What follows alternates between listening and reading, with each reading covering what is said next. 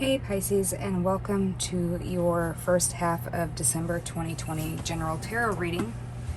This could apply to your sun, moon, rising, or Venus. If you'd like to have a personal reading with me, please check the description box below on how to contact me. I have started a Patreon account, so if you would like to see the extended version of this reading, including a love reading, follow the link below provided in the description box, and that should take you there. Alright, so Pisces.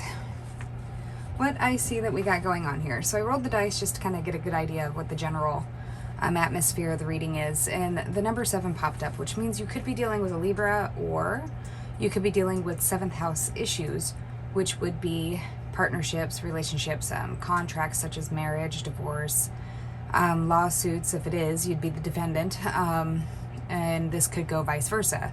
So let's say, just for an example, you had began a lawsuit and you're the plaintiff. Obviously this would be about the other person. All right, so we have the Wheel of Fortune here, which could indicate that there is an understanding. Someone in this scenario, possibly you or somebody that you're dealing with, could be having the epiphany that circumstances are always changing, that maybe in the past they were quick to make decisions, not realizing that, discard me today or discard that person today and you may need them tomorrow. It's as if this person is definitely having what I guess, for lack of better terms, is going through is like a dark night of the soul. Then we have the Nine of Swords, which is the second decan of Gemini, which is June 1st to June 10th roughly. So you could be dealing with somebody with that between those birth dates. Those dates may have been important or will be. So this is the type of person that causes a lot of strife in their life. It's like taking on way too much themselves, like creating all sorts of confusion, drama, gotta have their hand in everybody else's issues. It would seem like whoever this person you're dealing with, their past has caught up with them. Followed by the Nine of Swords is the 7. Oh, wait. So also the Nine of Swords, beyond being the second decan of Gemini, representing the second decan of Gemini, it also is the 9. So if you were to refer it to the 9th house, this is the house of philosophy, religion, wisdom, higher learning. Somebody could be having buttock, hip, thigh pain or issues with such. So I would say that somebody made a bad decision in the past and it's caught up with them, and they're now having a understanding or going through a process of having to understand how their decisions of the past affected them in a negative way. So then we have the 7 of Swords. And let me mind you, we do have a lot of 7s here. So did, what sign did it? Virgo. Virgo had a lot of 7s also. I believe it was 7s. Or was it 8s? I can't remember. All right, so the 7 of Swords is from February 9th to February 18th. It's the moon in Aquarius. It's confrontation of old with new. This person could live in a very skeptical, scientific idea of how life works. That doesn't mean they're not open to imagination or finding, ideas or their imagination in other realms, except for that they like to test the things out before they fully jump into it. If this is representing a person in your life, which could be an air sign, Gemini, Libra, Aquarius, then they are very flirty in nature. They can be kind of sleazy. They like to go out and have a good romp here and there. They are constantly in a mindset of trying to outsmart their opponent. So they naturally play the dumb card very well. Then we have the 10 of Swords here. Oh, let me go back to the 7 of Swords. Sorry, I keep jumping all over the place. But the 7 of Swords, if we were to look at the 7, again, would relate to the 7th house, which could be Libra. but also deals with relationships, contracts, open enemies, court, that kind of stuff. So then we have the Ten of Swords, which would tell me that this person here, whoever this is, may have played some kind of psychological game in the past that ended up getting them in a worse position. They may have tried to outsmart their opponent or thought that they were too smart to be caught, but it's their own actions that have caught them up in their own bullshit. So we have the Ten of Swords, which is the third decan of Gemini. And this is from June 11th to June 20th. Those dates may be important. This is the darkest hour before dawn.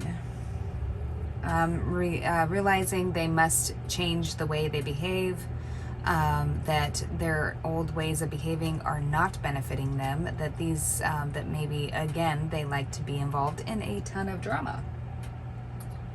They must change the way they think and behave. And then we have the Hanged Man, which would definitely say that. It would point to that they are trying to view their past behaviors, or you're trying to view somebody else's past behaviors and get a different perspective on them so that you can release it and let it go. Or they are looking to release and let it go, but they do need to open up and speak about you know, forgiving others and forgiving themselves. They may be reaching out to you soon to ask that you forgive them. And this would break down to a 12, which then breaks down to a 3, which would tell me that would be the house of Gemini. And that would be immediacy, communication, siblings, neighborhood, community, and those types of things like letters, rumors, and whatnot. Then we have the Seven of Cups. So this is quite funny that the Seven of Cups falls below the Seven of Swords, because if this were to describe somebody's character, it would be somebody who likes to move without being seen, so they don't draw a whole lot of attention to themselves. And if I were to relate that to the Seven of Swords, they like to move in the dark and sneak around without drawing attention to themselves. And they may play psychological games, as in they like to maybe deflect the blame off of them onto other people. Like, so if you were to, I would call this attention distraction. So if you were to call them out about something, they'll be like, well, you did this that one time. Or what about Sue over here who did this and this and this? Take the attention off of themselves so that they can kind of go away without being noticed. They're not very good at being self-accountable.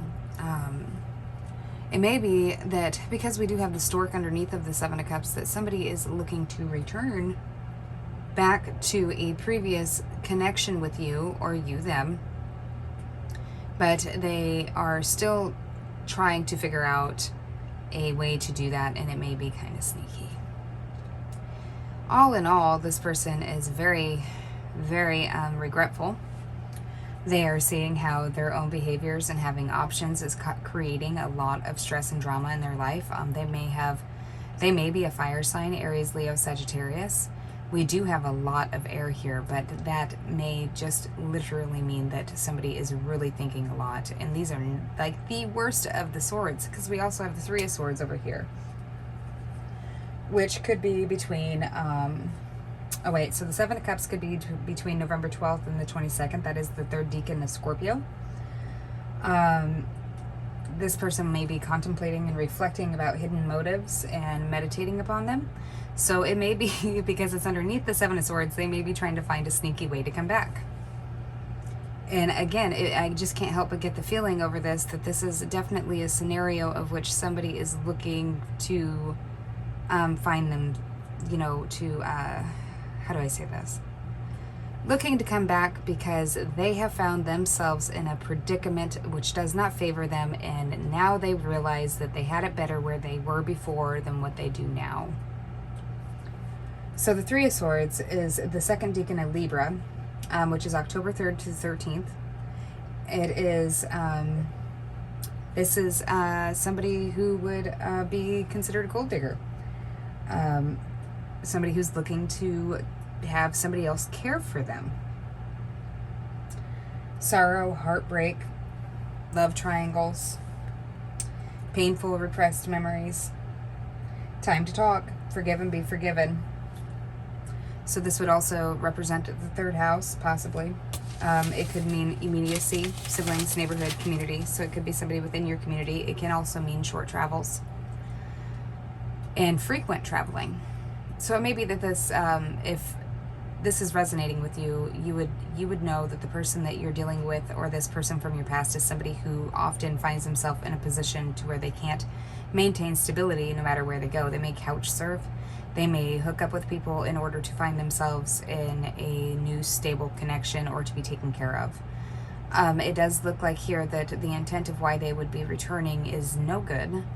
This would be returning because they are in themselves in a bind. They may have discarded you in the past for some kind of a secret connection, a secret offer that they felt was better at the time.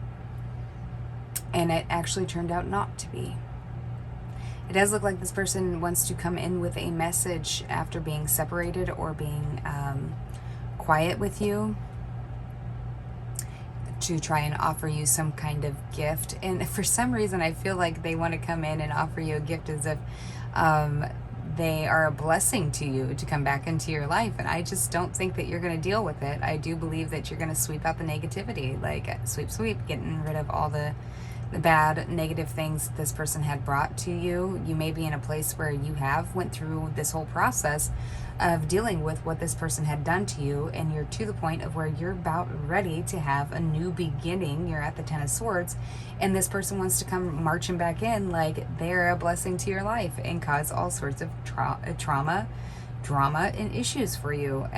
Do not let them do that. I mean, I'm not telling you what you should and shouldn't do, but I do feel like this person just comes with a big heaping pile of crap that you're going to have to deal with.